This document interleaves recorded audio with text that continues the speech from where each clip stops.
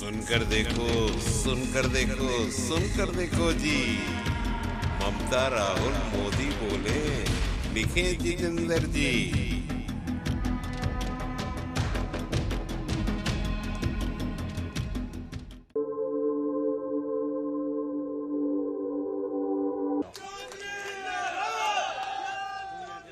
तो आप तो मुझे अच्छी तरह जानते हो, कोई बात मेरे चेहरे पे या जुबान पे ना आए उससे पहले आप मेरी बात को इशारे के तौर पे समझ जाओगे।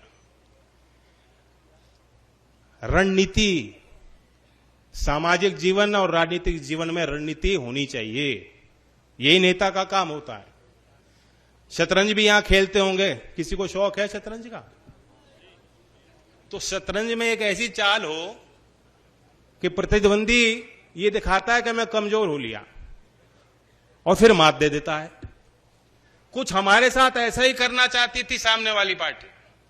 जिनके साथ हम थे वो हमें बेगम दे रहे थे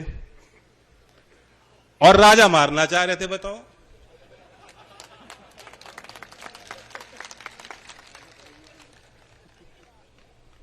हमें कोई मलाल नहीं है।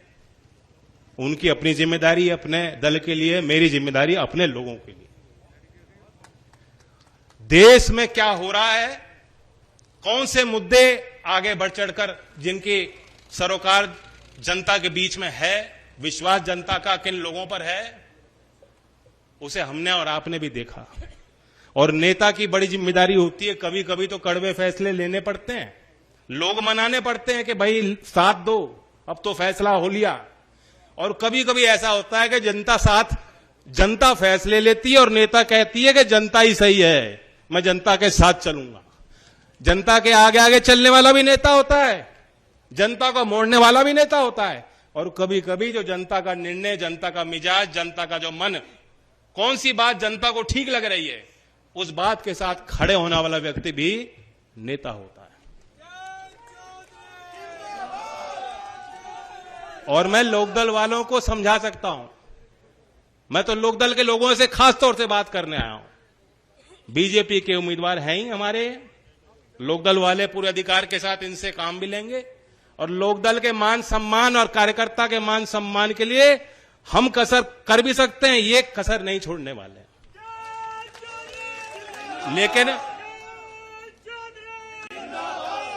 मैं लोकदल के लोगों से खास तौर से बात यही करना चाहता हूं कि हमने और आपने तो संघर्ष बहुत किए।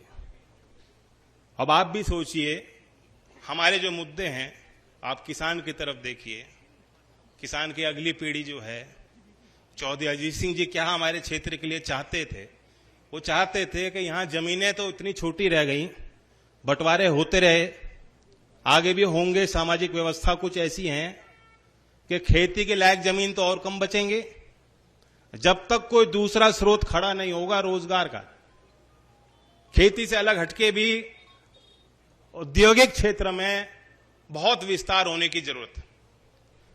उत्तर प्रदेश में लास्ट चीनी का उद्योग चौधरी अजीत सिंह जी ने स्थापित किया और उसके बाद कोई बहुत ज्यादा तरक्की हमने होती नहीं देखी।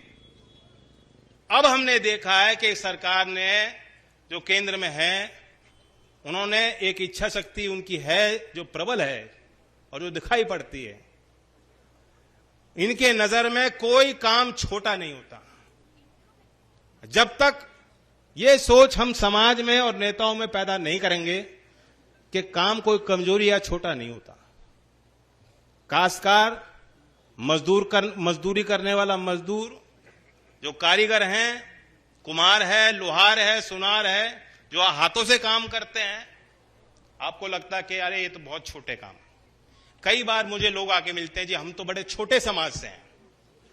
मुझे टोकना पड़ता है कि छोटा समाज क्या मतलब होता है। तो ये जो छोटे बड़े की आपस में बैर करने की हमारे क्षेत्र में पुरानी फितरत रही है और ये रोग की तरह है। इस व्यवस्था से बाहर निकलते हो, शहर में चले जाते हैं लोग, तब भी वो जाति से नहीं ऊपर उठ पाते। यही तो चौधरी चरण सिंह जी की मुख्य लड़ाई थी। वो जातियों को के महत्व इतना ही देते थे कि उनको यह समझ में था कि मंच पे, राजनीतिक व्यवस्था में, सामाजिक मुख्यधारा में हमें ख्याल रखना है कोई भी जाति वंचित ना रह जाए। इसलिए बहुत से ऐसे समाज के लोग जिनको कभी मौका नहीं मिला, चौई साहब ने बीकेडी के समय से उनको चुनाव भी लड़ाया, संगठन में इन्वॉल्व किया।